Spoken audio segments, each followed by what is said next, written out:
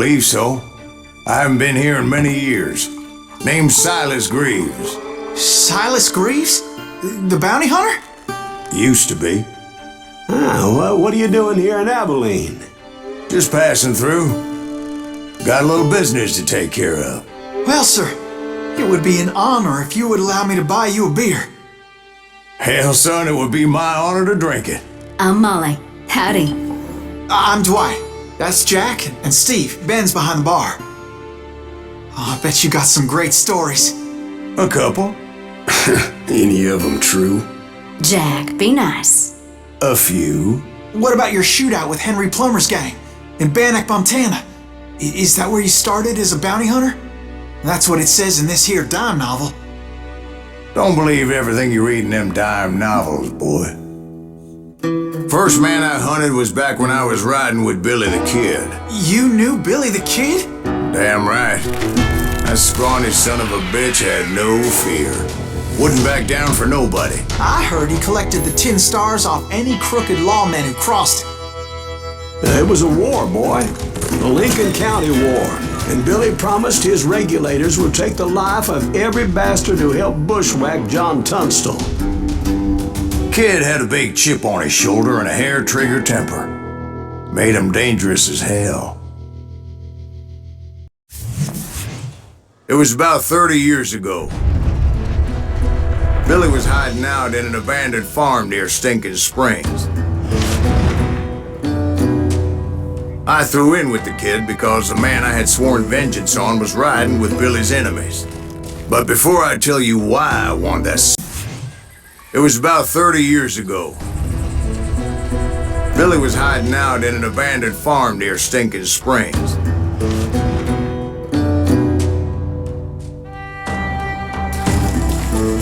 I threw in with the kid because the man I had sworn vengeance on was riding with Billy's enemies.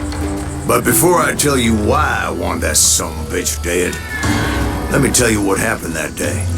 I was heading back to the hideout when suddenly I had this funny feeling. Funny, ha-ha? No, Steve. The other kind of funny.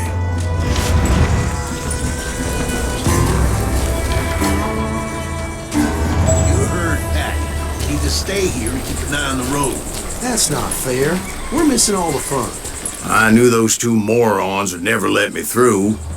I had no choice. What the hell? Shoot that sumbitch!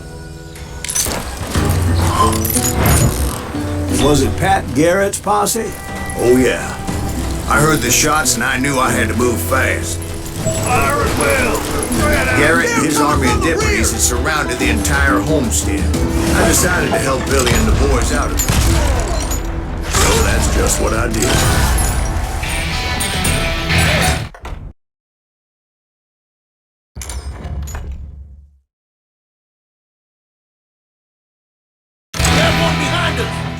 Stay on it! Covering fire!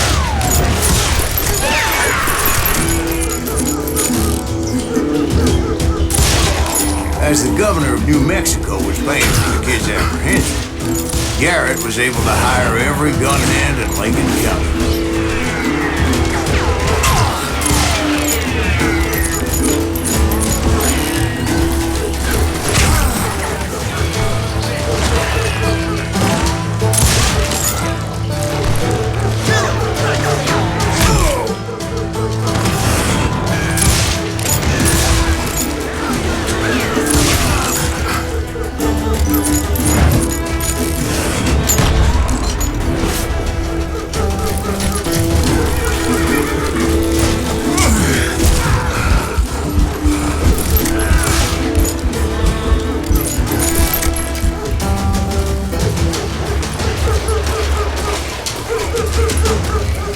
I knew that going through that front door meant putting my butt in a shooting gallery, so I decided to get sneaky.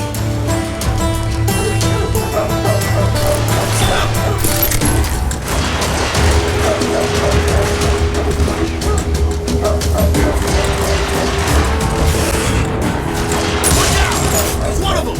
God damn it, he's right behind! Where the hell's Garrett? Garrett's men were running around like a bunch of chickens with their heads cut off. Bitch is running!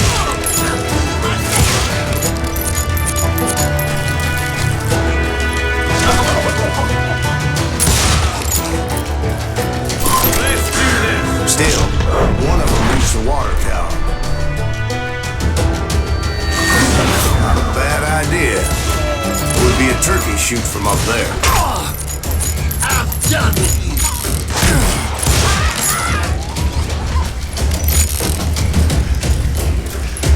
Luckily, these shooters Garrett hired weren't the sharpest tools in the shed. A lot of them were saddle tramps, sod busters, or drunken drifters looking to make a few bucks.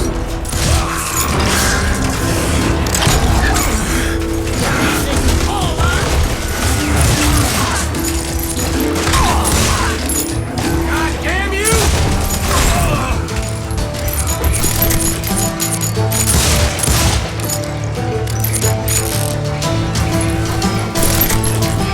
Then, I heard a friendly voice yelling at me from the window. Back door! We'll cover you! Stop aiming, you idiots! Truth be told, things weren't much better behind the house. I cut their numbers in half, but that just made the ones that were left twice as mad. They made up for their lack of skill with a seemingly endless supply of ammo.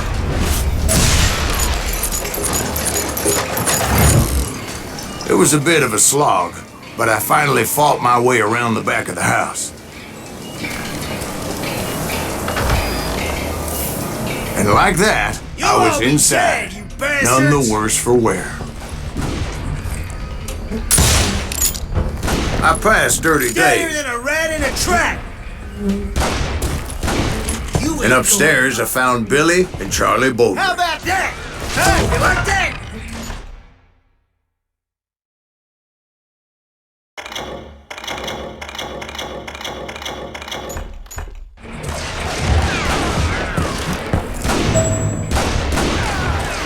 I'll do you myself!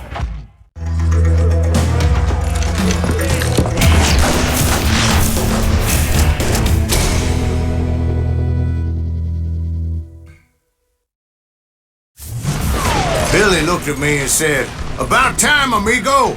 Grab a gun and get to the window."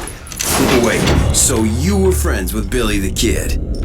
Yeah, sort of. Anyway, we were surrounded by dozens of deputized shooters who wanted to do us harm.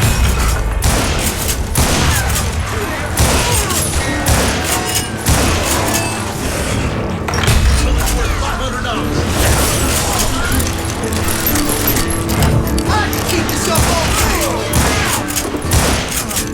I got one! I'm telling you, Garrett's men were dropping like flies, but they just kept on coming.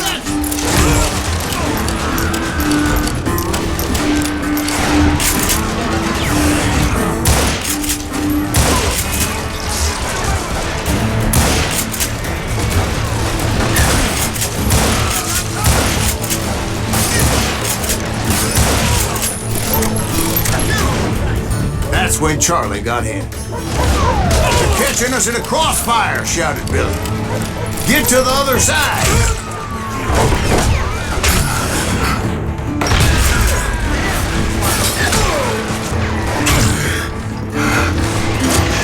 Where do you come from?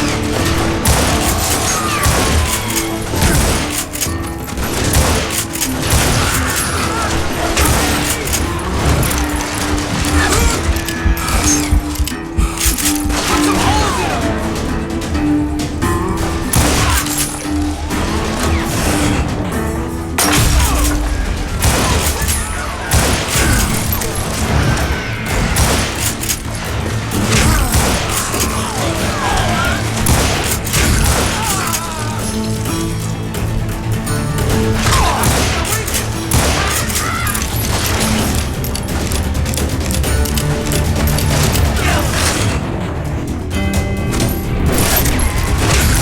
I don't know how many of those cocksuckers I personally put down. It was pretty clear, even to Billy, that maybe discretion was the better part of valor. What's that mean? It means that it was time to cut and run. "They got a Gatling," Billy shouted. "Get the horses and bring them round back. I'll draw their attention."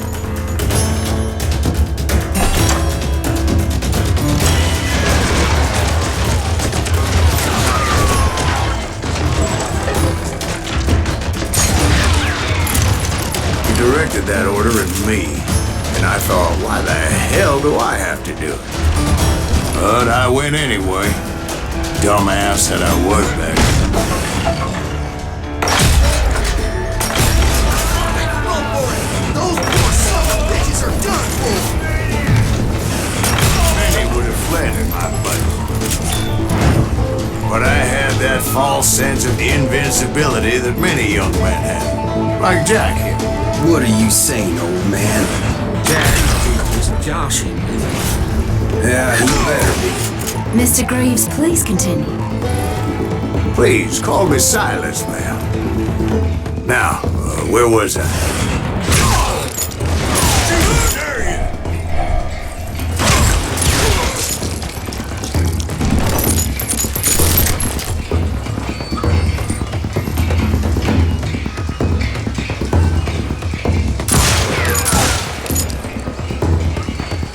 You were heading for the barn.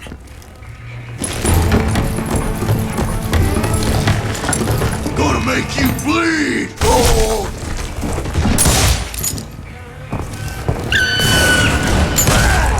Making my way past a passel of fallen foes.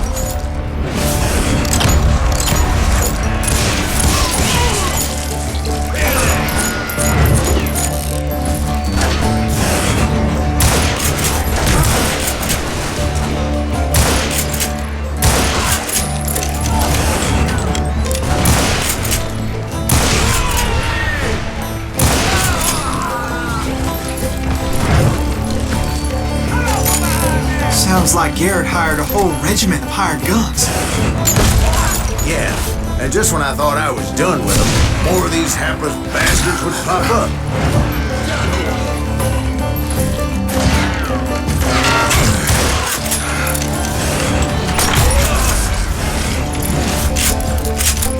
Finally, I had the stables within my reach.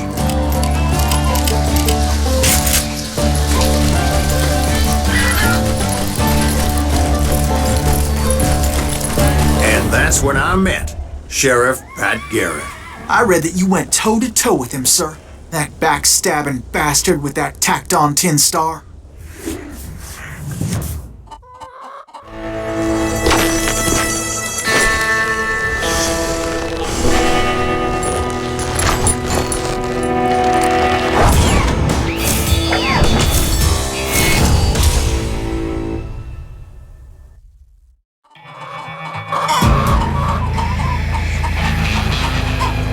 You challenged him to a showdown.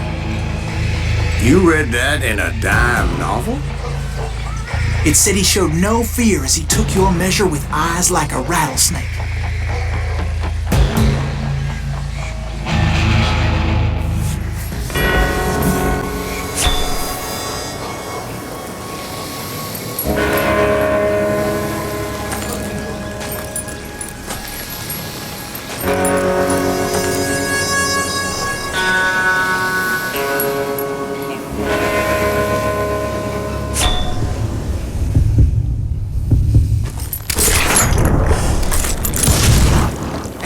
Killed him in a fair fight. Is that what that penny dreadful said? No, boy, that ain't what I meant when I said I met Pat Garrett. So let me start again. I finally reached those damn stables.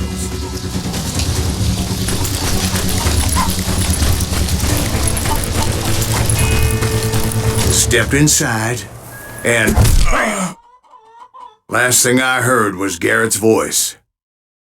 That's not Billy. And go on. How did it end? And, boy, that was just the beginning.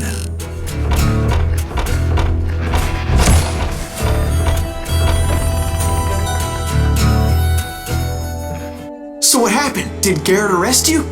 Yeah, after I came to, the bastard had clocked me with his coat.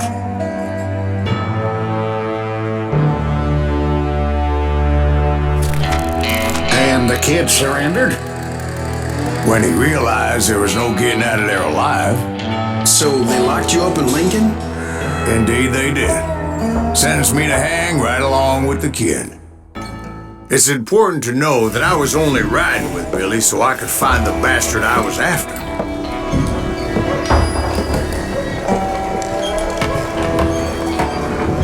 He was with John Kinney's gang, and they were sworn enemies of Billy's regulators.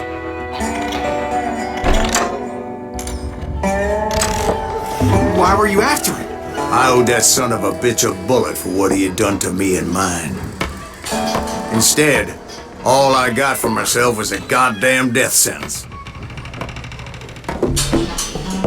Luckily, it was right around then that I heard Billy make his move. He shot Jim Bell and a few other guards as he made his getaway. Later, they wrote that some lady friend planted a pistol for him in the privy. What the papers didn't say is that Billy helped me escape too.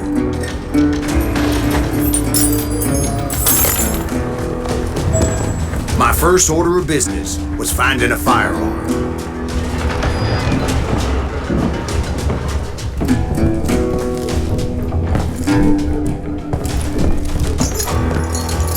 Luckily, I located Deputy Bob Ollinger's mean-ass shotgun.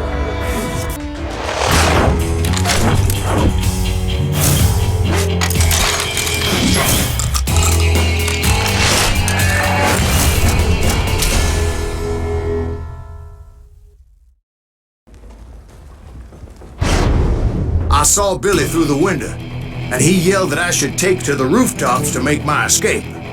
So I did. Hell yeah, that scattergun was like a double-barreled howitzer.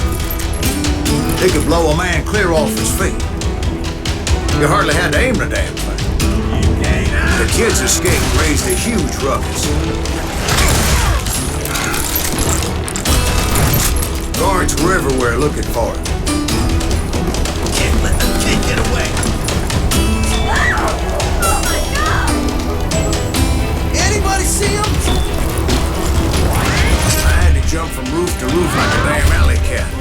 I followed the planks where I could.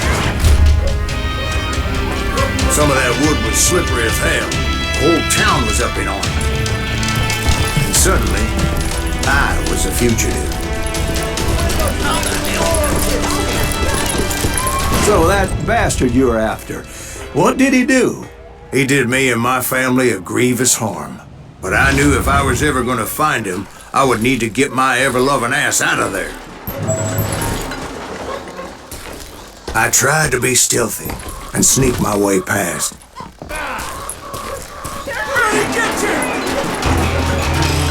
You!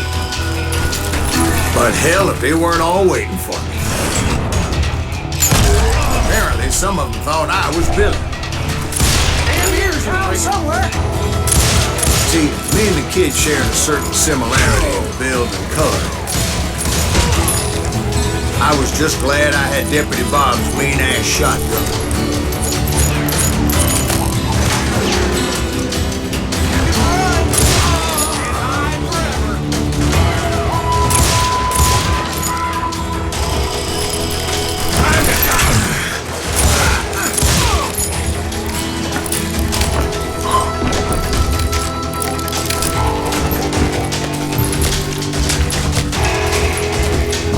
Shooting in the street! I've got your headstone! There's children here. Let him get away! So much lead was whizzing by my head, it was like everyone in Lincoln wanted to put me in the ground. I knew I needed to find a horse. Though I never did have a great fondness for those four-legged grass eaters. Smelly, sweaty, ungrateful beasts. We prize them too high, if you ask me. You're dead! Come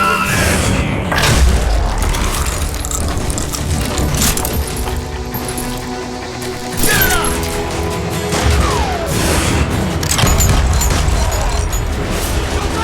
You hear me?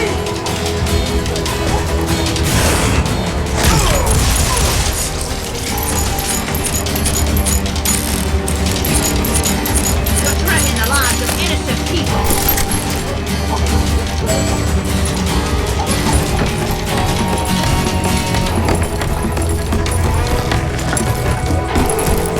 That sounds going to hell in a handbasket. But where was the kid while you were busy getting shot at? gone. And that's when it occurred to me why Billy set me free. For decency? So I could be a hapless decoy and draw attention while he snuck out of town.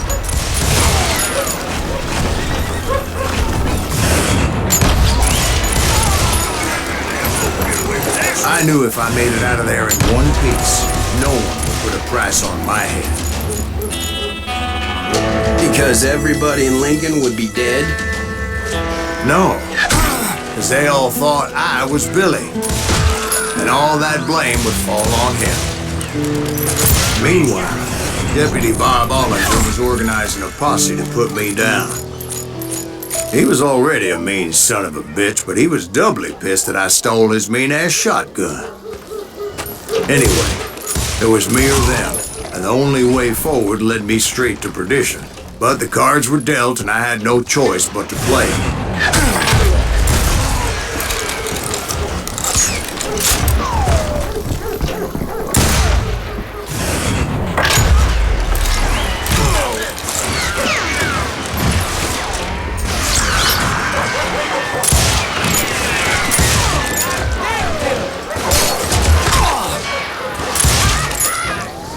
I don't get paid enough for this! Cover your head! I'll fight you! On right now! How the hell did he get away?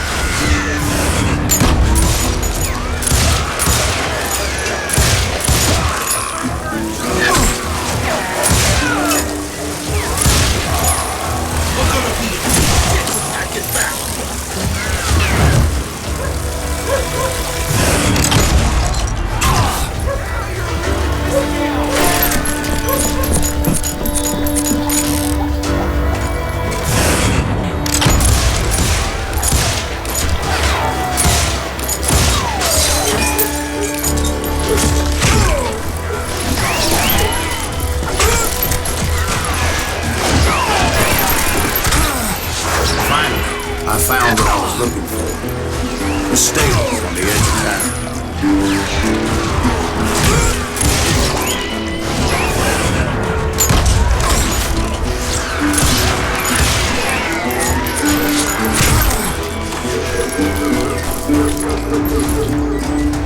We can take him!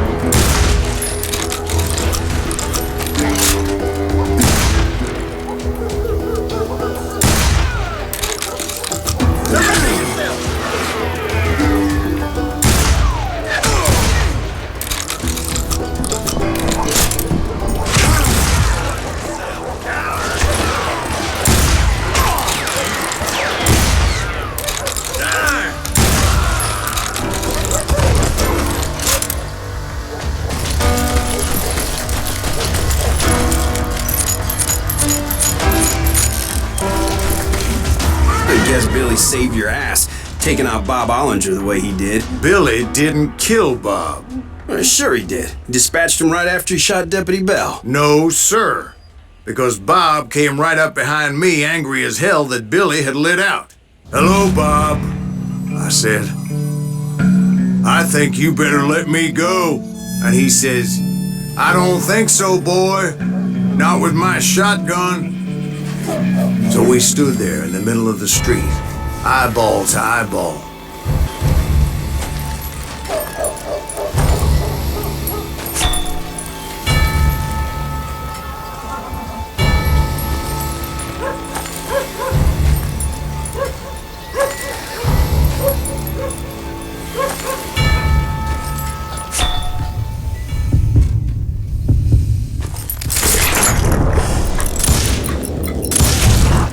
I killed him in a fair fight. Everybody saw I had no damn choice. Well, Lincoln got a mite depopulated that day. Pat Garrett gunned down Billy 3 months later, so his escape... Lincoln. Mexico. Until I realized nobody was looking for me. I ended up taking a job with the Rurales. The Mexican Rurales? I was hired to help them track down the cowboys. The most vicious outlaw gang in Cochise County? Curly Bill Brocious? Johnny Ringo? Led by old man Clanton himself. They must have paid you a pretty penny to take them hombres on. Not really. But truth be told, I had my own reasons for going after those boys. So was the bastard you were after now riding with the cowboys? Roscoe Bob Bryant was his name. Oh. But no, this time it was a different bastard I was after. The aforementioned Mr. Ringo. And yes, he was working for old man Clanton.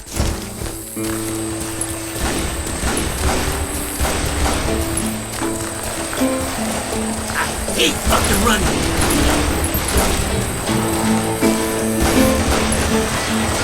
I came upon them robbing a stagecoach, which wasn't surprising, being they were such murderous thieves and bastards. The bandits wore red scarves, so I knew they worked for the old man. Over there! I did my best to help those poor passengers.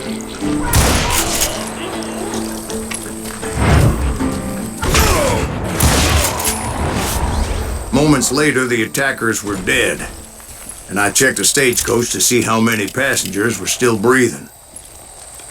None. It was then I wondered if the rocks weren't hiding more bandits. Was that all of them? Or did I just hit the rear guard? I quickly got my answer. They attacked from on high like Apaches often did. They would appear in great numbers from above and rain down lead on their hapless enemies' heads, making use of the high ground and whatever else they had. Yep, the Apaches always appeared out of nowhere, and there never seemed to be an end to them. Hold on, were you attacked by Apaches? What happened to the cowboys? Did I say they were Apaches? I said Clanton's cowboys attacked me Apache style. I was in a pitched battle, but I was holding my own against an overwhelming enemy force.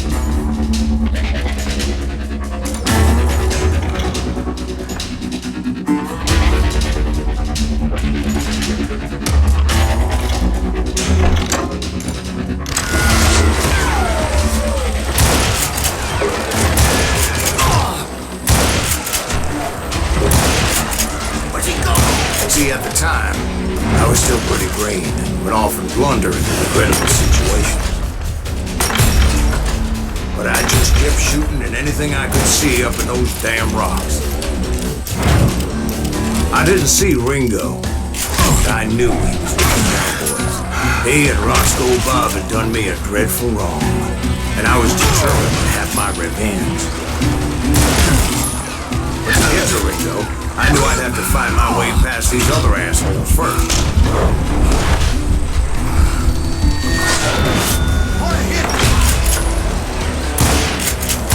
Unfortunately, I was running out of ammo. Another perfect example of my relative inexperience as a hunter of men. I immediately knew that a tactical retreat was called for, as my vengeful fury was much less impressive without the bullets to back it up.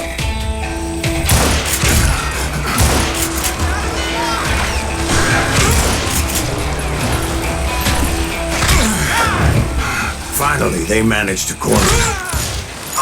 Trapped as I was, the odds of my survival seemed pretty slim.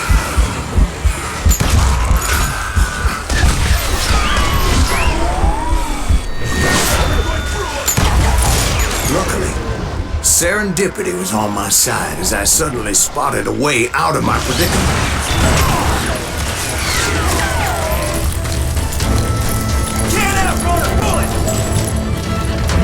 I ran ahead as if the devil himself was after me. Bullets were whizzing by my ears, but I wasn't about to roll over and die. I just kept running like there was no tomorrow. Because there wouldn't be. Clanton and his men caught up with me. As I was scurrying around those caves, I thought, what was I thinking? going up against a gang like this.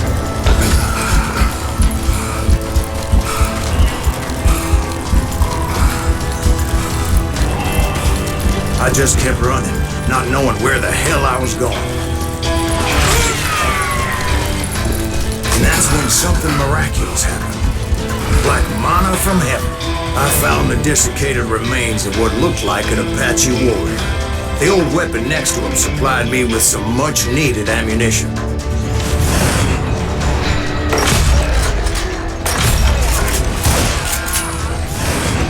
Pat Masterson once told me it was more important to be lucky than good, and he would know.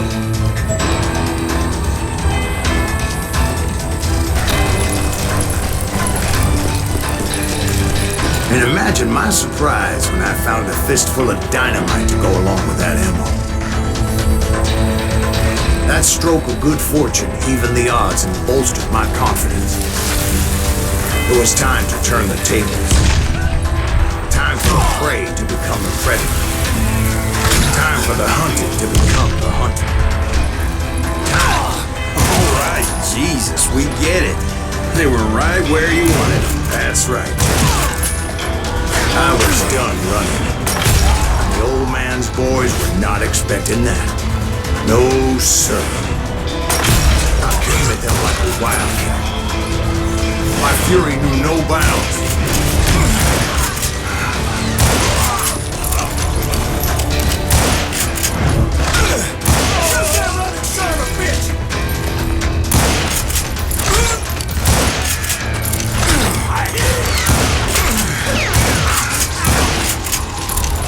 It was finally time for that old man to pay for his sins.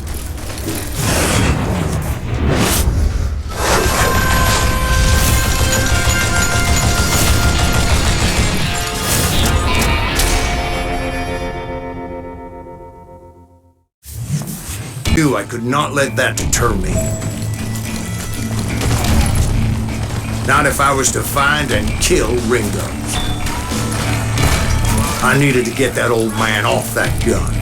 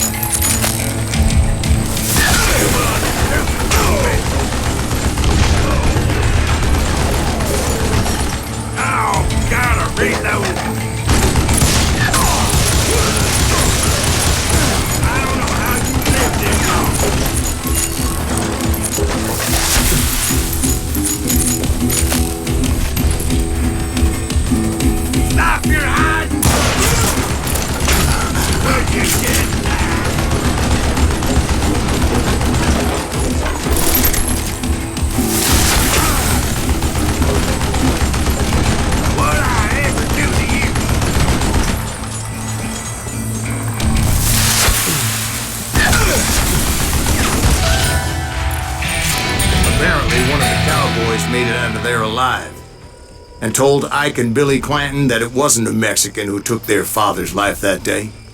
They just assumed it was one of the Earps, and that little misunderstanding eventually led to that legendary gunfight at the OK Corral.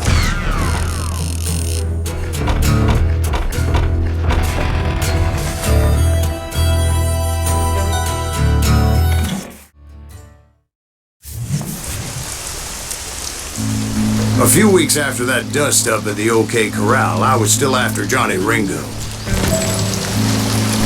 I had tracked him and the cowboys to their hideout at a sawmill, and they were loaded for bear.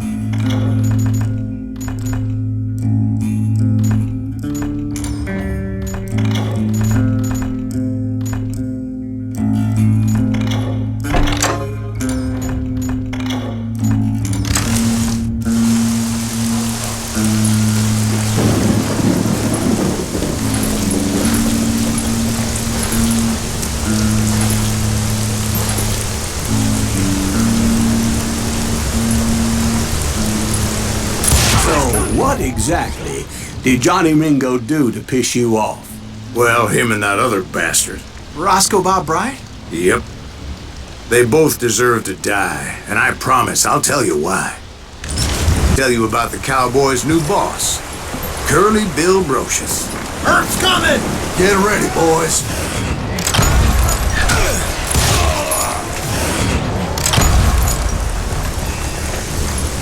Somebody kill him!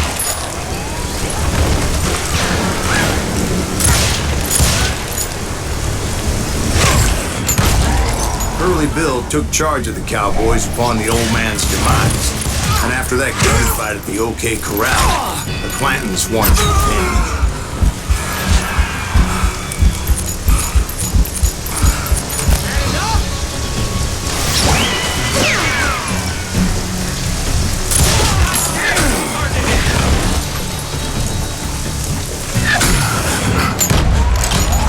So they murdered Morgan Earp and grievously wounded his older brother, Virgil. Hey, got some!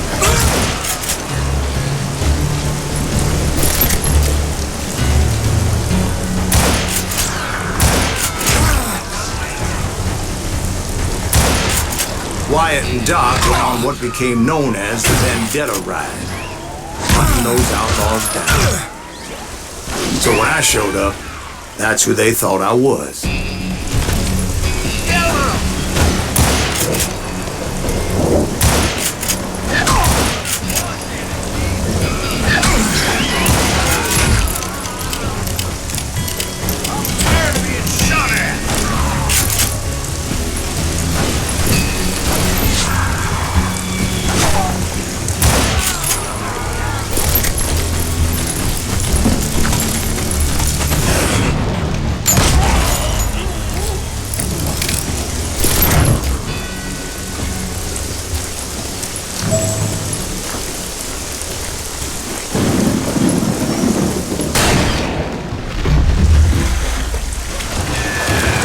There were killers around every corner, all wearing red bandanas.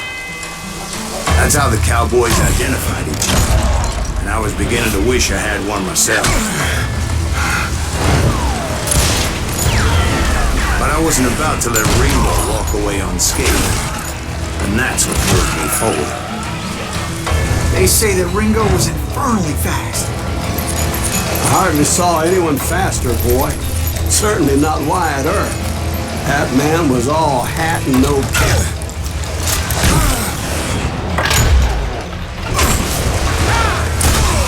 Earp wasn't much of a match for him, but Doc Holliday might have taken him. That Lunger should have kept his nose out of it. They never charged anyone for the murder of Morgan Earp.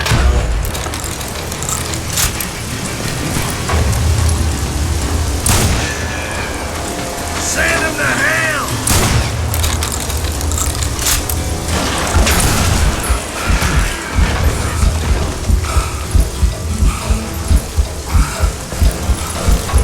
You're dead! But everybody knew that Curly shot him in the back. That was common knowledge. Yeah, maybe so. But Ringo had nothing to do with it. He was just being loyal to a friend. Is that what you call it? Being loyal. Well, to get to that loyal friend, I had to pass by some buzzsaws as big as a man.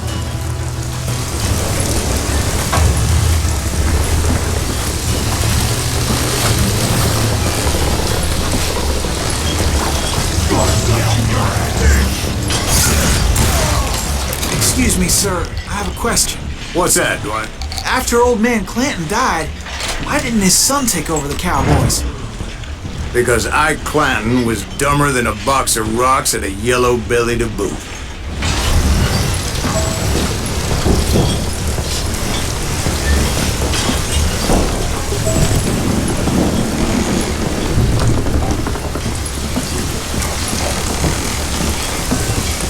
Now, where was I? Taking down the entire cowboy gang single-handed. Indeed I was, Jack.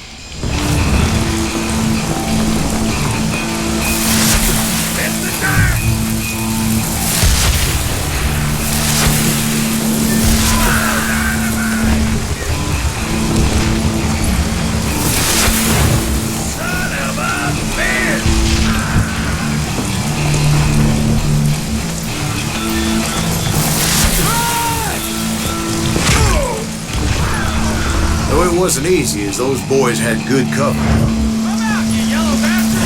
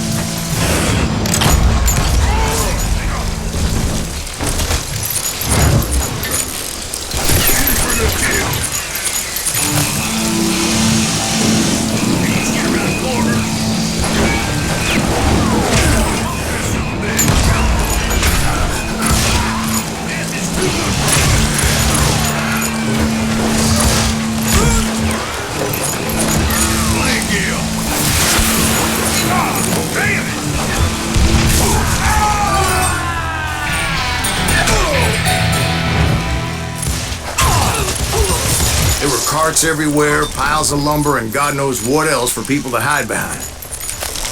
That really was one hell of a sawmill. Quite an impressive operation.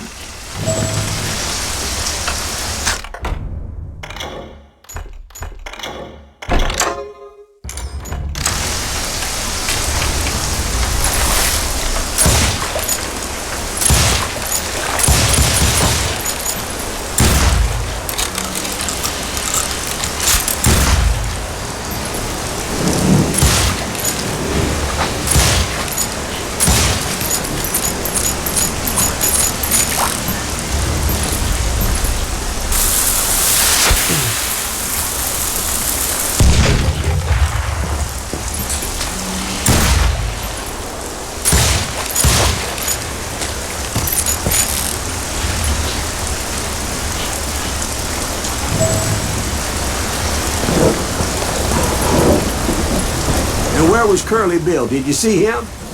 I'm about to get to that, Ben. Patience. I'm painting a picture here. There was this beautiful waterfall and a crystal clear stream that led to a verdant valley that was truly... Consider your picture painted. What happened next? Well, finally the bastards that were still alive made a last stand.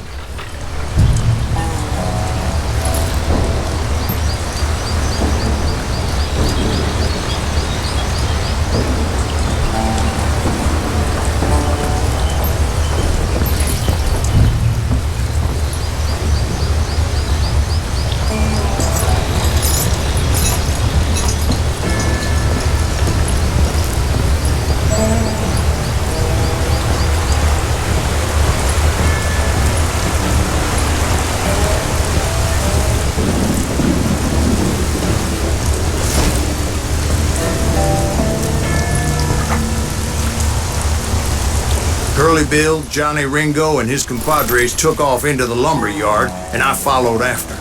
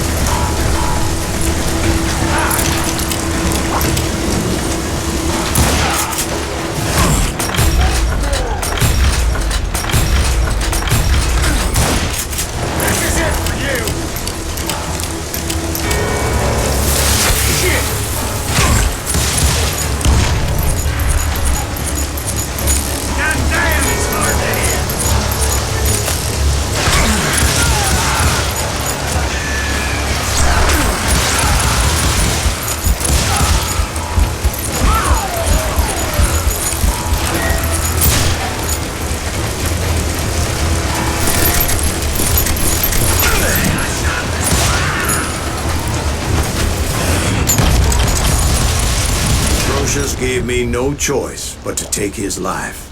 But Ringo was nowhere to be found. I knew you didn't kill Ringo, because he was found dead in a different location altogether. To this day, his killer is still unknown. Indeed. Took me a few months before I finally tracked his ass to West Turkey Creek Canyon.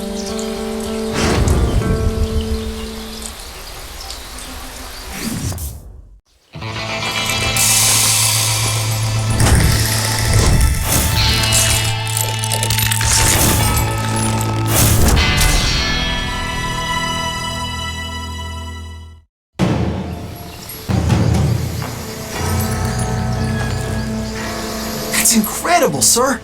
I always thought that Doc Holliday was the one that killed him.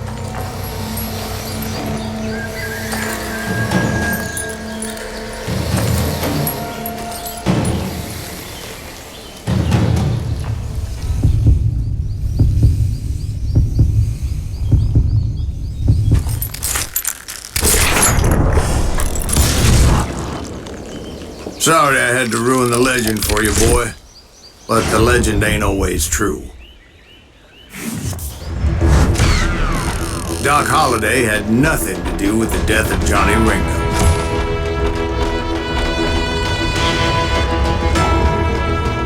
And Curly Bill, and realized there was real money to be made. That's why I went after Henry Plummer.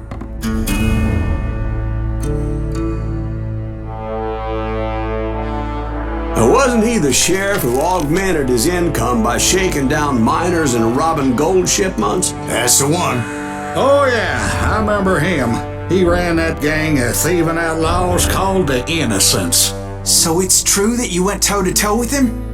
Indeed I did, son. Indeed I did. I knew I needed resources if I was going to track down Roscoe Bob Bryant. And hunting Plummer looked like a good way to get rich quick. As the local vigilantes exposed him as the leader of the bandits and put a generous price on his head. Plummer rallied his gang to plunder one last gold mine before making their escape, and that's where I thought I'd find him.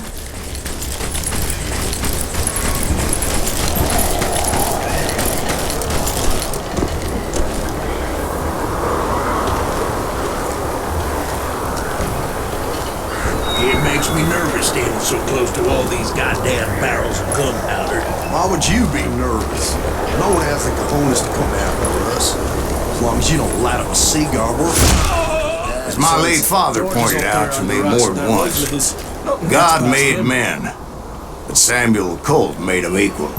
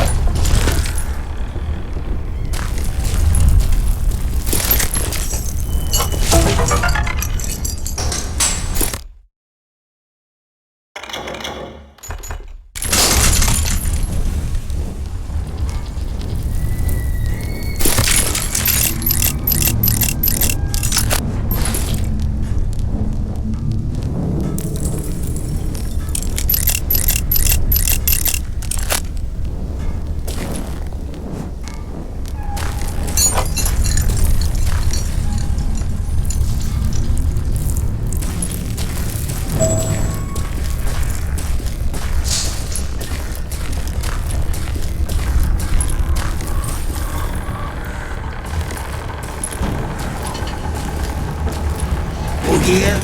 Who the hell is that then? Don't let him get a shot!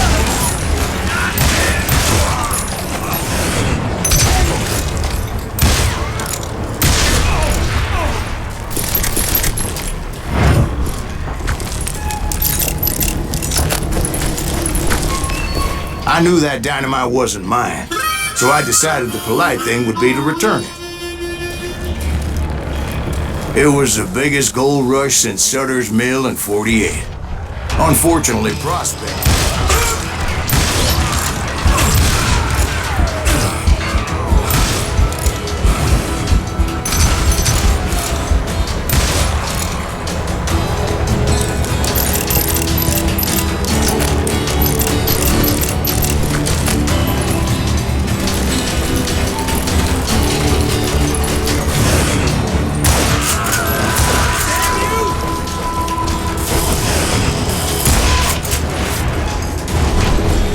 Sam and Jeremiah Barber, butcher's sons.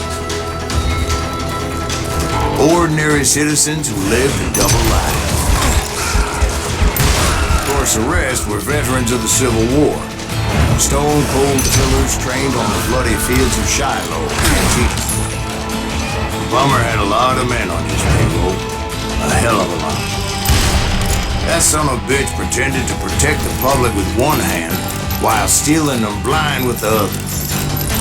He set up a defensive perimeter which I had no idea how to breach. Dangerous, desperate individual. I was outnumbered and in way over my head, but I was too damn stubborn and stupid to realize it.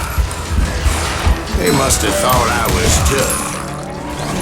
Or had some kind of death grip. Seeing as there were barrels of gunpowder everywhere.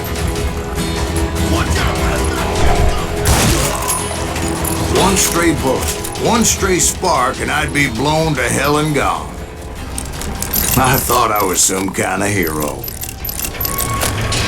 I finally made it past and headed on to meet my destiny. But first, I had something I needed to figure out. I had a few ideas on how to get into that mine, but once I made my decision, I knew there was no turning back. So my first thought was to enter the nearest mine portal. I saw an entrance. Made sense. It was the quickest way in, but that also made it more dangerous, as there would undoubtedly be enemy pickets posted along the way.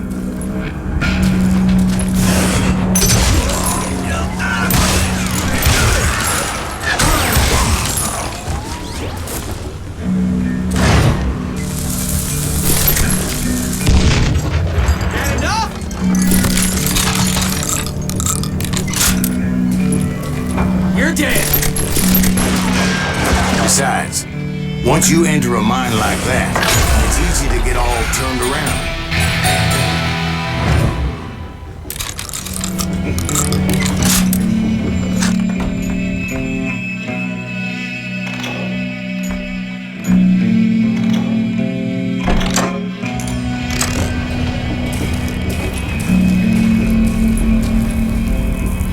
And that confusing maze of corridors wouldn't even be the worst of it.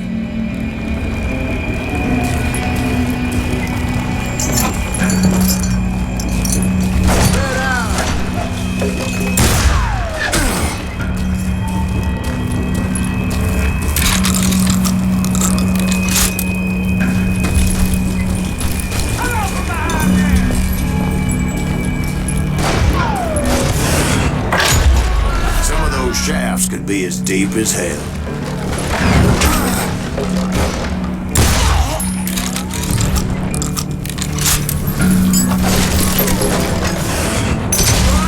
A single stumble or misstep can easily end in a deadly plunge to oblivion.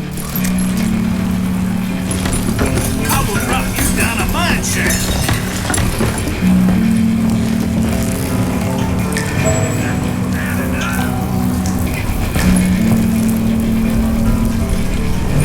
Beefing me.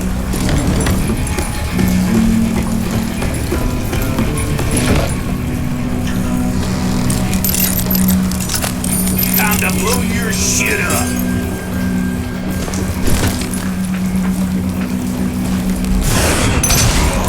Quick reflexes often make up for a lack of common sense.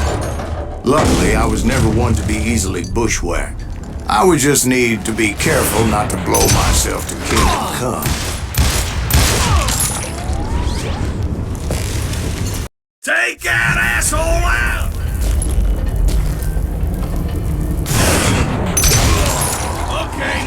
really pissing me off.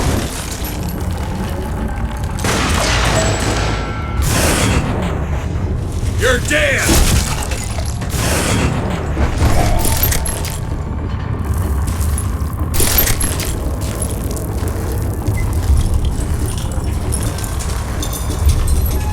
One wrong bullet could have turned that mine into a dad-blasted tube.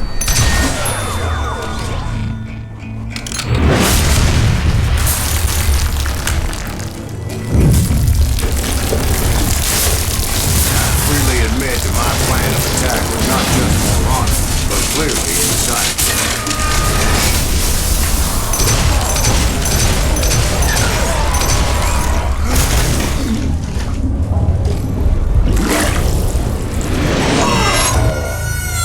It's a good way into the mine from the opposite side.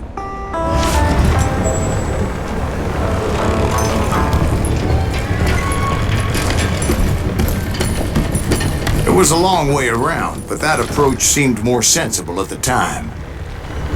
Of course, being I had a problem with heights, that scaffolding scared the bejesus out of me. Climbing down that ladder required some caution. Because even though I had a younger man's reflexes, no man can dodge a damn bullet while climbing down a rickety ladder. I needed to make a leap of faith. I was determined not to give up, however. As Sheriff Plummer seemed quite the despicable character. When the vigilantes discovered what the sheriff was up to, people were outraged. That 10,000 they put on his head would go a long way to helping me find old Bob. And I had made it my mission to settle that score come hell or high water. Not like this!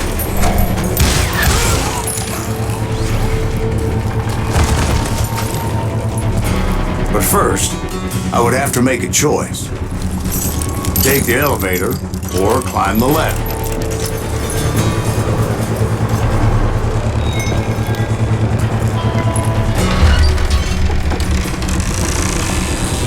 I picked the more convenient and more dangerous route.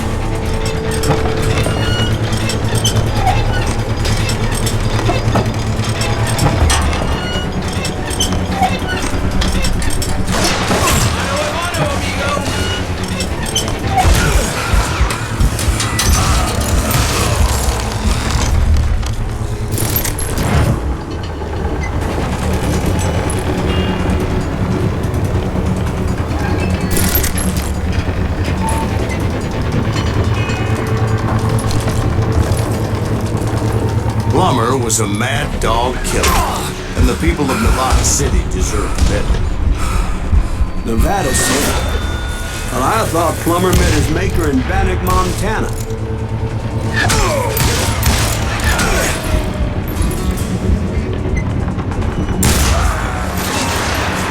You can't beat the innocents! Right, well, he was the sheriff of both places at one time or another, but that's neither here nor there.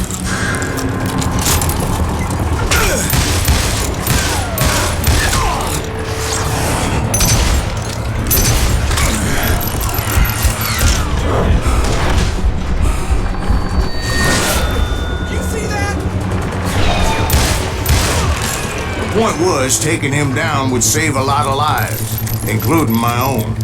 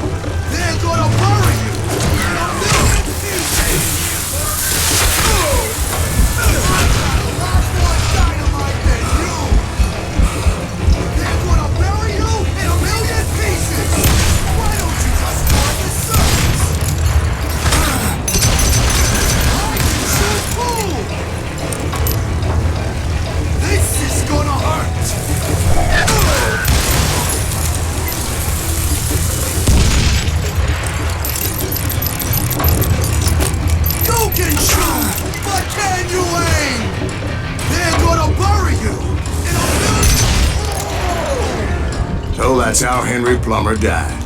Him and his crew were worth their weight in gold. And now, I was officially a bounty hunter. So, did you finally go after that Bob feller? Well, I heard word he was in Kansas with John Wesley Hardin. So that's where I went. Where in Kansas?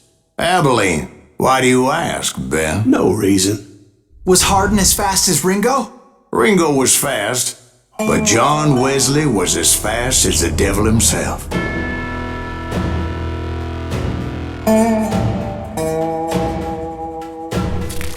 Hell, he killed his first man at 15. From that day forward, he had a price on his head and wouldn't back down for nobody, not even Wild Bill Hickok himself. I dodged death many a time, and that night in Abilene was no different.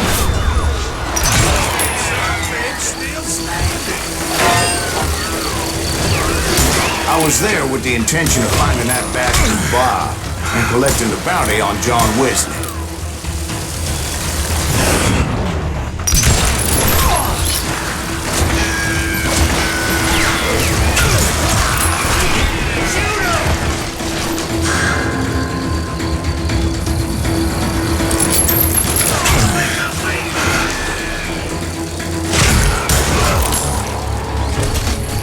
I thought the Texas Rangers got Hart.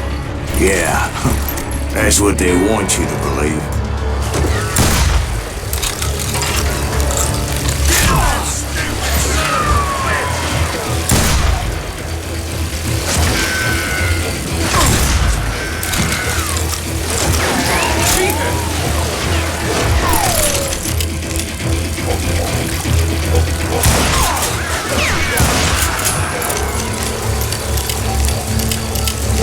Put some holes in them!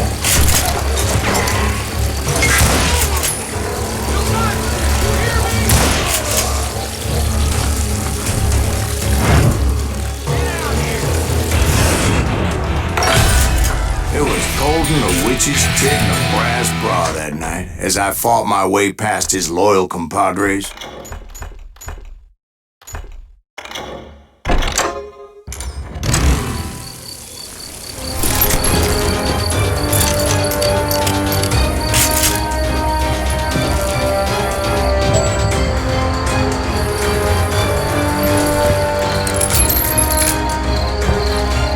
The very same saloon we're sitting in today. Look around and imagine this place painted in blood. Hardin was waiting for me, and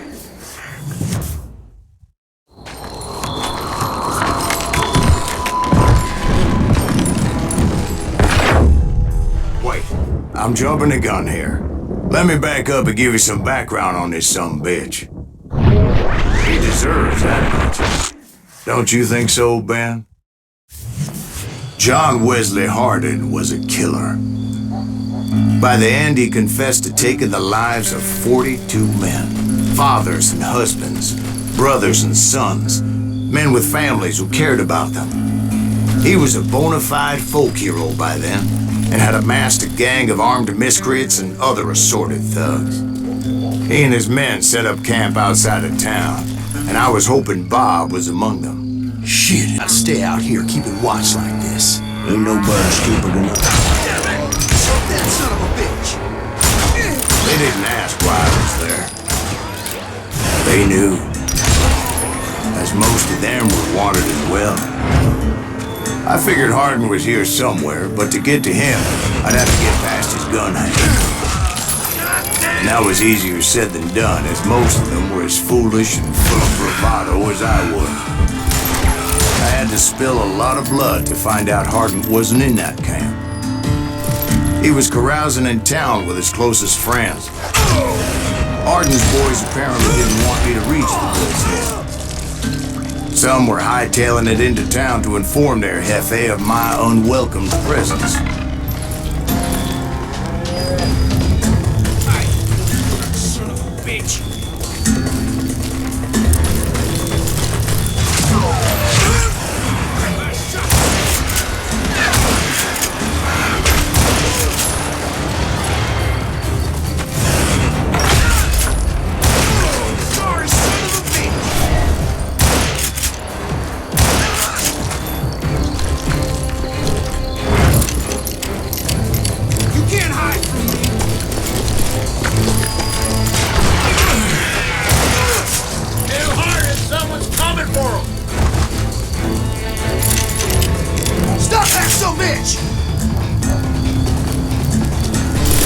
boys know we got another law dog.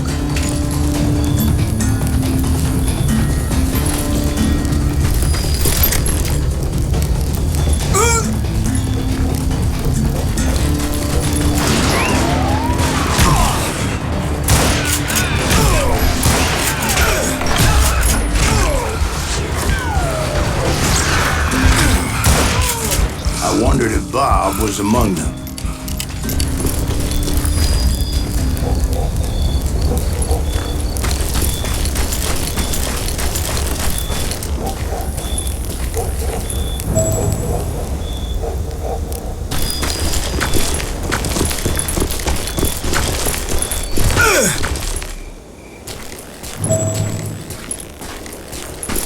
And I steeled myself for the fight ahead. For as good as I was, deep down I wondered if John Wesley wasn't just a little bit better.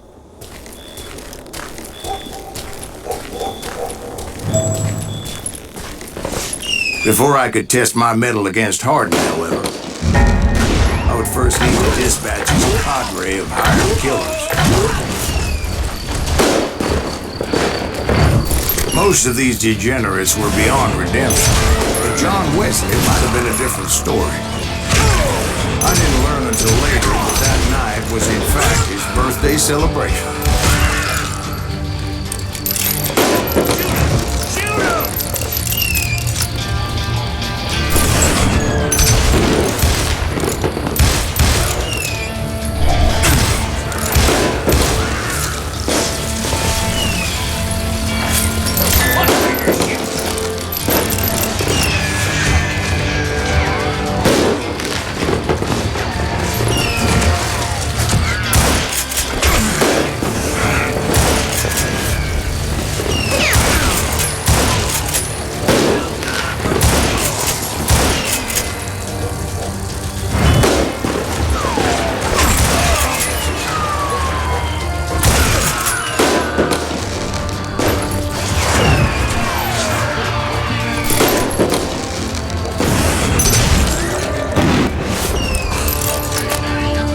I think I already mentioned that I found Hardin in this very saloon.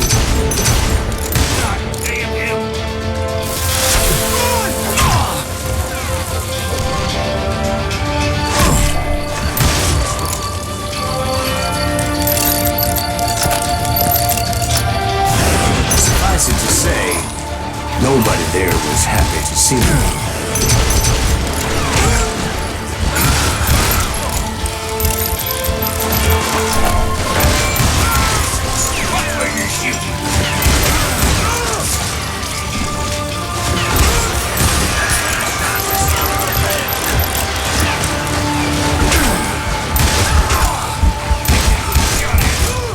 In fact, I felt a certain hostility.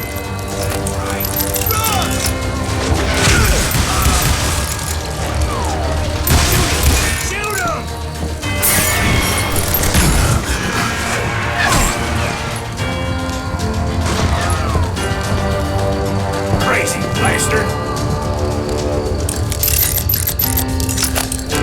You better hide!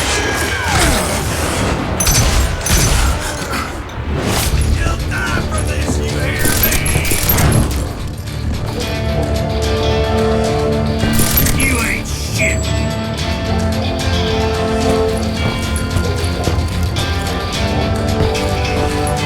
You can't hide forever! Die already!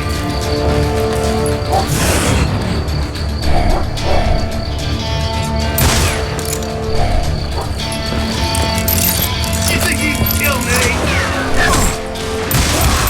I was disappointed that neither Bob nor John Wesley were among the dead. But that was short-lived, as a moment later I was facing down the fastest gun in the West.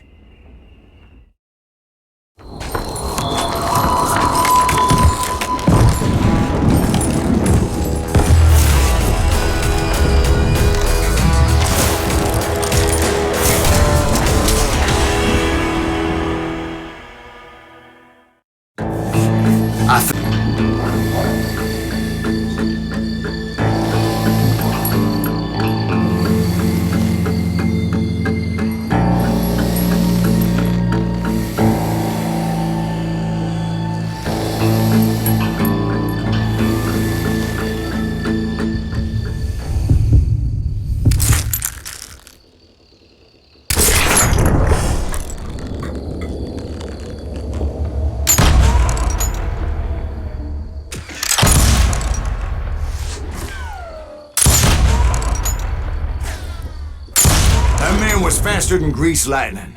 But being inebriated as he was, he didn't count his shots. And now, he was at my mercy. So he didn't die? No, I sent him to prison. Years later, after he was free, some restless Avenger took his life. Shot him in the back at a saloon just like this one. Anybody up for another beer? Ben? Yeah, some say revenge is a dish best served cold. So whatever happened to that Bob guy you were after?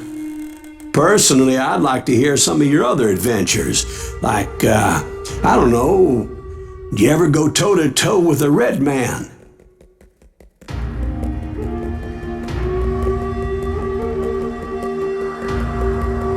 Yes, I did, Ben. I remember once I was after this renegade Apache, Grey Wolf. Strangely enough, revenge was also his primary motivation.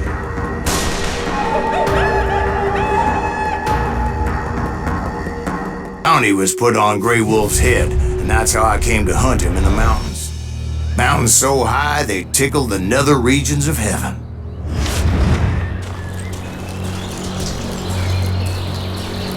Grey Wolf was a Chiricahua Apache medicine man who had led a war party in revenge for a massacre against his people. The U.S. Army had attacked his tribe during his daughter's sacred sunrise ceremony, and the slaughter was unspeakable. I understood his anger, as there's nothing more traumatic than seeing those you love die in a cruel and painful death. Right from the beginning, I couldn't shake the feeling that Grey Wolf was watching my every move.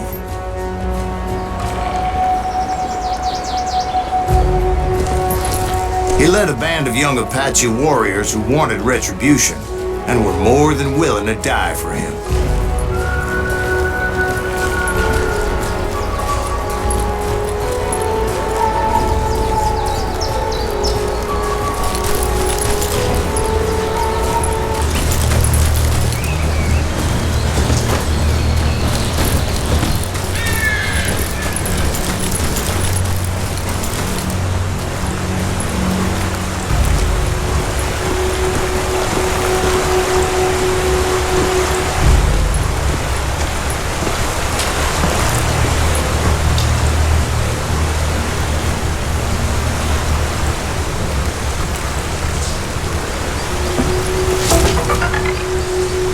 They saw me before I saw them.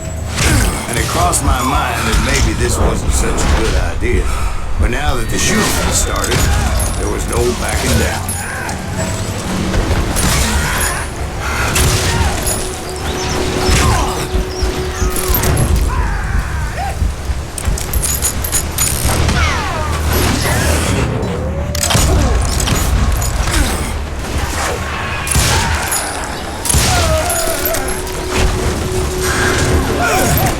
Rugged country, the winter home of the Chiricahuas, and that's why they had retreated there.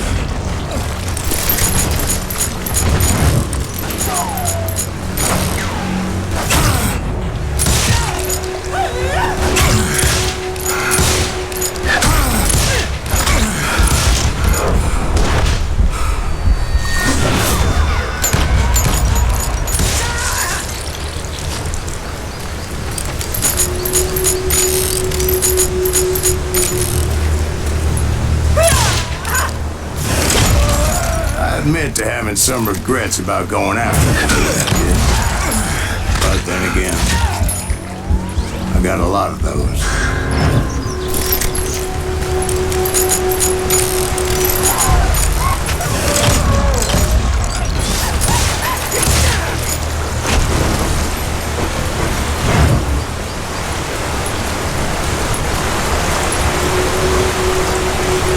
Did you find Grey Wolf?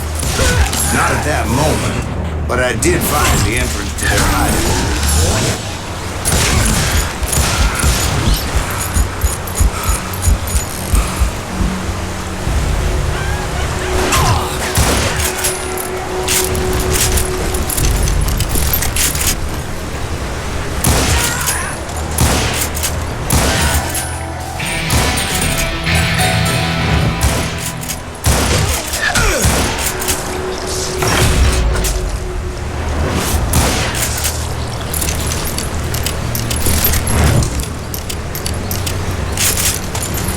A deep crevice that led to a deeper cave. Don't tell me you went in there.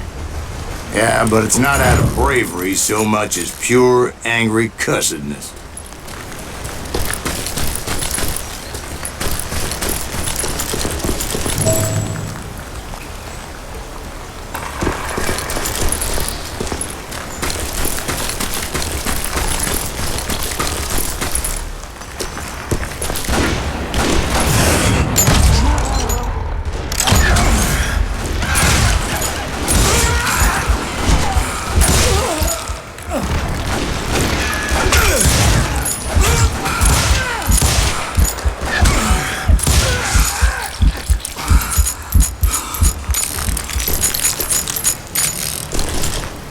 See, back then, I had a stubborn streak a mile wide, and I wasn't about to back down. So it was like pitch black in there? Actually, it was pretty well lit, as they had torches on the walls.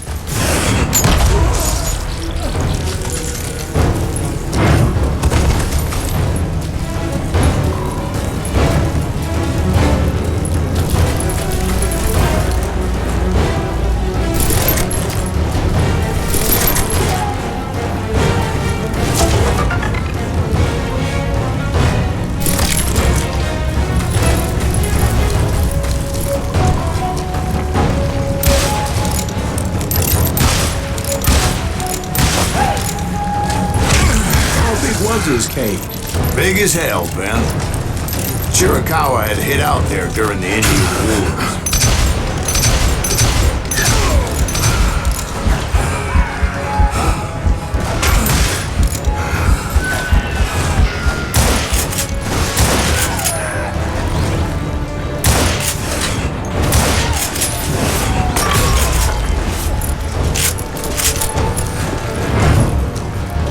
They thought it was haunted with the ghosts of those murdered by the horse soldiers.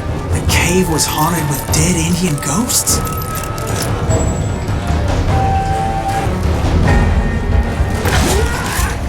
To be honest, I was more concerned with the live ones than the dead ones.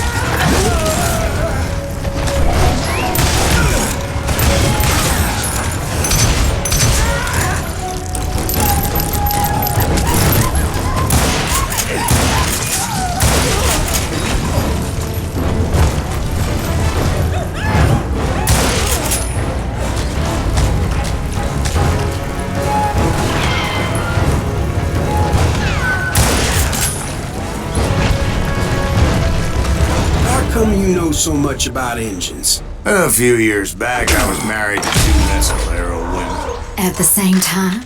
Yeah, they were sisters. Polygyny is traditional among the Mescalero. So what happened? Oh, I had to get out of there. Those girls never shut up. Both of them nagging at me all the time. Drove me half crazy. Haven't seen them since. No, I mean, what happened with Grey Wolf? Oh, well, I pursued him into the Cave of Death.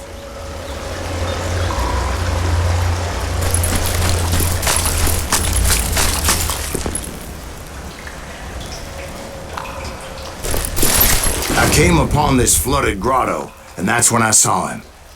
He came to me unarmed and unafraid. His voice echoed in the shadows, and I sensed he meant me no harm. You carry great darkness in your heart, and if you do not release it, it will claim your soul. The sound of his voice put some kind of ancient Indian spell on me.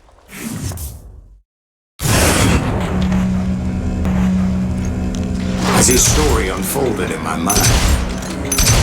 You will come to this place again and kill many more men, and the darkness will grow until it consumes everything that you are. The soul would have no rainbow if the eye had no tears. He said I was a great warrior, a coyote man, unequaled by any other pale-faced warrior, or something like that.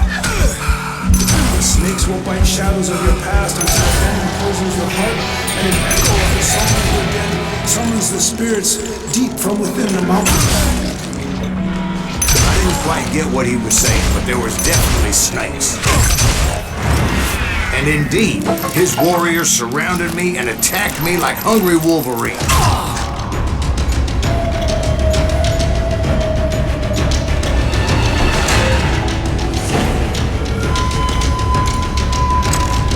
They couldn't stop me, though, and Grey Wolf wasn't in the mood for idle talk.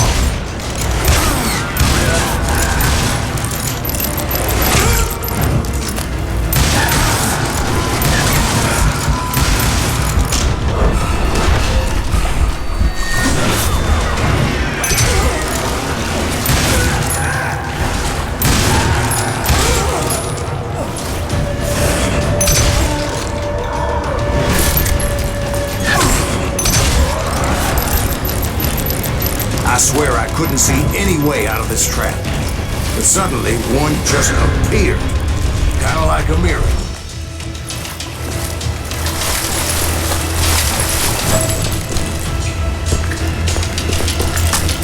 I felt like I would be lost in that damn cave forever. Finally, I found...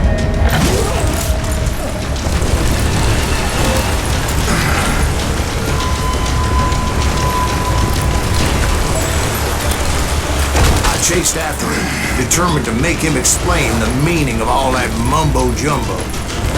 Mumbo-jumbo is right. Are you making this all up as you go? A few details may be fuzzy, brother, but I am relating exactly what happened to me. There were dozens of Apache warriors aiming at me from on high. Dozens? Well, maybe not dozens, but there was a lot of them. At least 3 or 4. Well, more than that, a little later. I had a steep climb up creek ahead of me and scrambled up those rocks like a mountain goat. I was determined to locate Grey Wolf and find out exactly what the hell he was trying to tell me.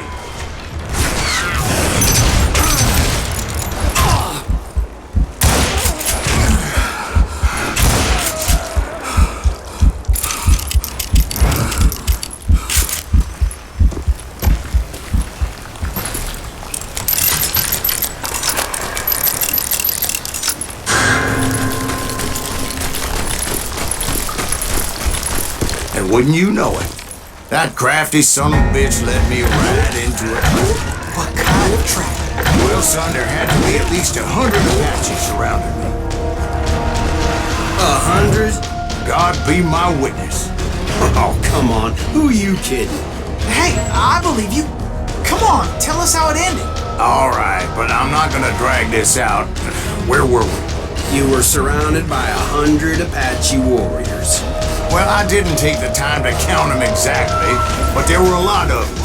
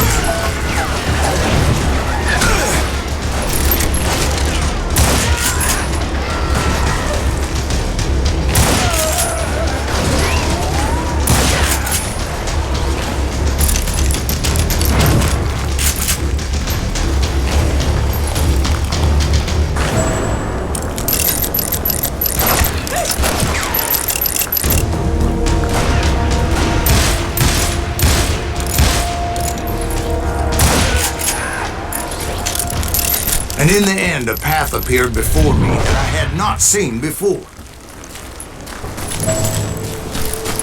I followed it as I desperately needed to find out what Grey Wolf was trying to tell me. But it was like that son of a bitch disappeared into thin air.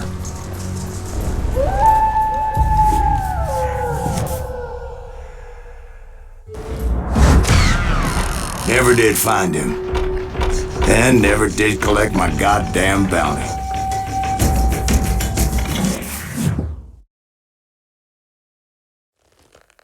Thank you, darling. It's interesting how the truth can sometimes seem might malleable, depending upon your point of view. Like how those dime novels make you out to be something you're not? Jack, don't be starting trouble. No, he's right. They do tend to exaggerate. Did they exaggerate your part in taking down the Daltons? Well, I was there in the flesh, boy, so I saw what happened firsthand.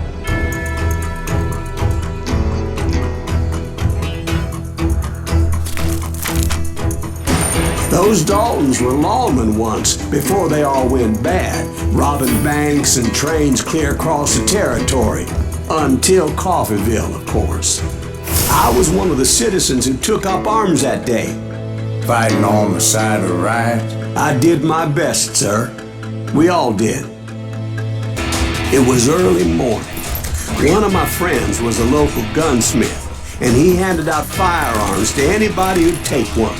You see, the Daltons got it in their heads to rob 2 banks at the same time. 2 banks on the same damn street.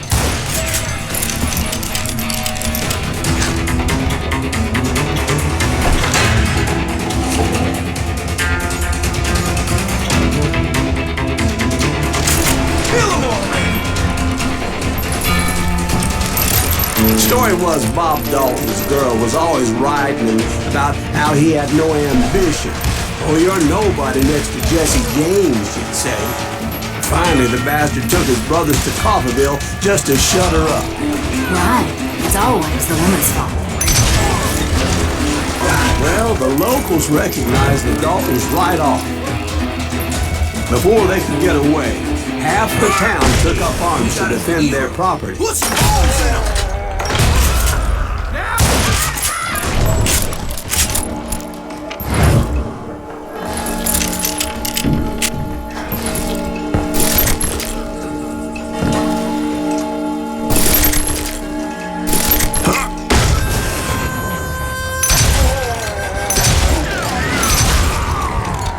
The brothers paid dearly for their stupidity, but everybody knows they had it coming. There's more to it than that.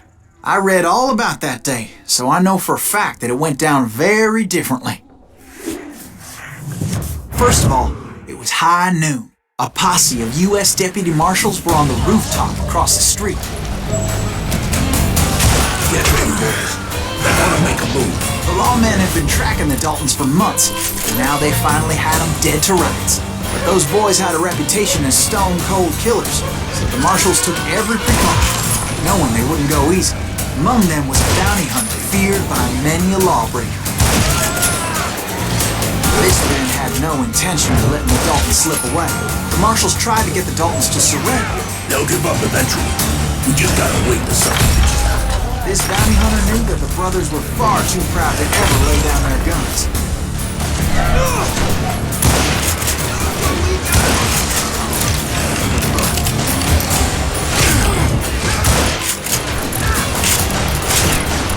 He went in there alone to confront those criminals. One of the marshals shouted, "Where are you going? Are you crazy?" Hey, where do you think you're going, dumbass? That rifle's mine. But he paid him no mind. He saw a way to get around to the back of the bank. Then he figured out how to hit the Daltons from a direction they weren't expecting.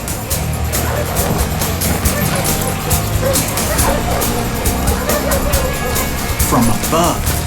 Fortunately, a water tower was right there.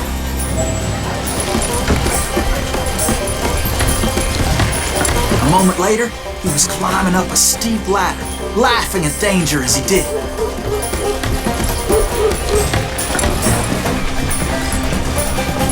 It was brave men like him who risked their lives to tame this wild country.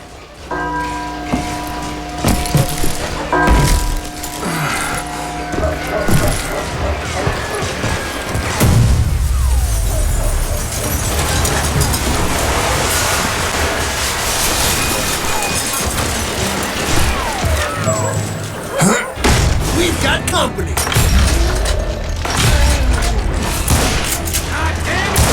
Heroic men like him who did what other men couldn't or wouldn't to make this country free. Like Jim Bowie and Davy Crockett, who died defending the Alamo.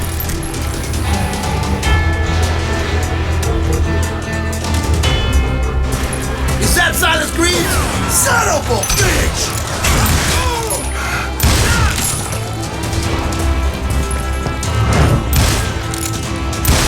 You'll die for this, you hear me?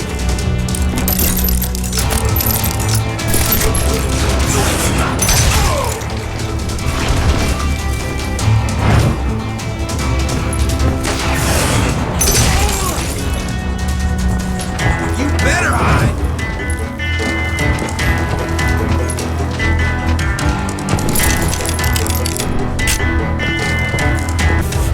Over there!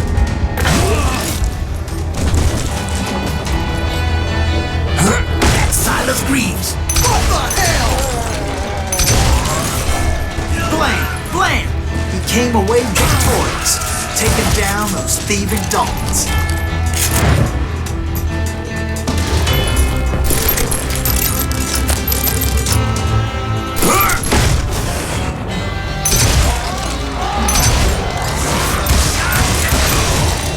His name was Silas Greaves, and when the dust finally settled, he was the last man standing. Sorry, kid, but that just wasn't the way it happened.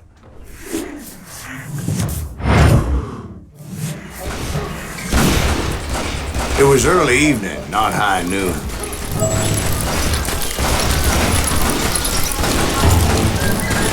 Daltons blew up the safe, and were all set to hightail it out of there. I was late to the party, and Coffeyville was already up in arms. Those pathetic deputies surrounding the bank were dropping like flies.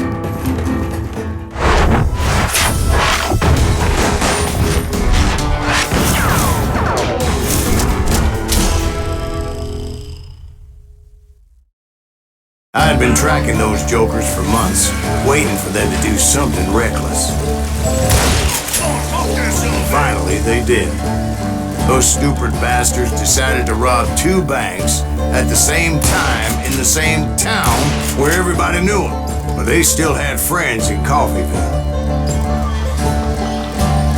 You can't get me.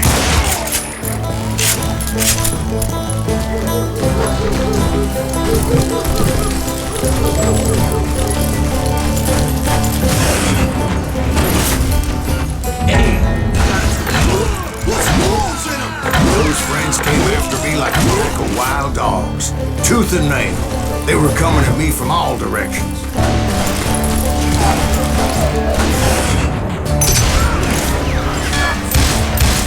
Got those down!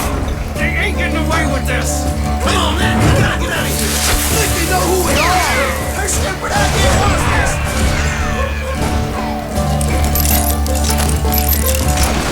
Catch him in the spot! Well, bullets were flying every which way as all the old feuds in Kansas caught fire all at once. There was a hell of a lot of pissed off people in Coffeyville that day. But that's just the way life is sometimes. Shit happens.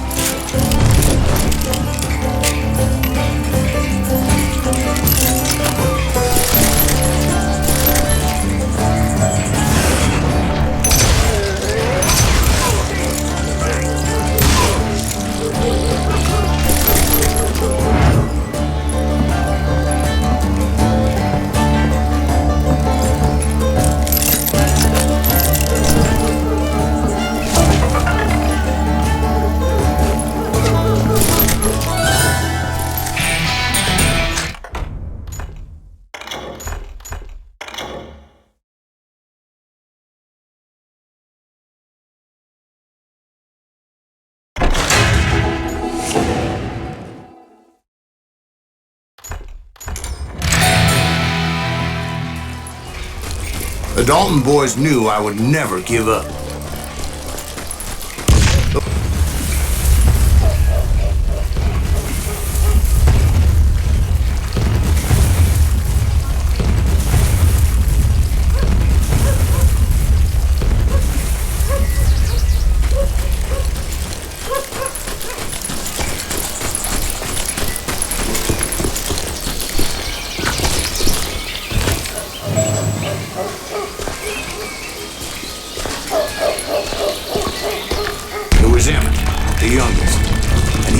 decided to stand his ground and face me down. I ain't afraid of you, Silas Reed. This is where it is for you. He was determined to protect his brothers. I understood how he felt. Taking me on all by his lonesome wasn't exactly a recipe for a long life. It's all killing time.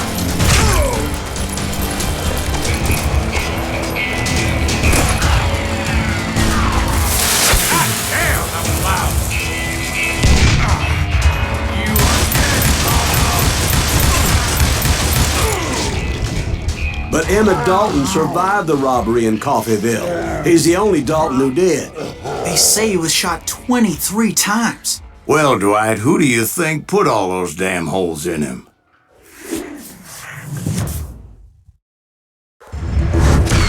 But I have to admit, that boy had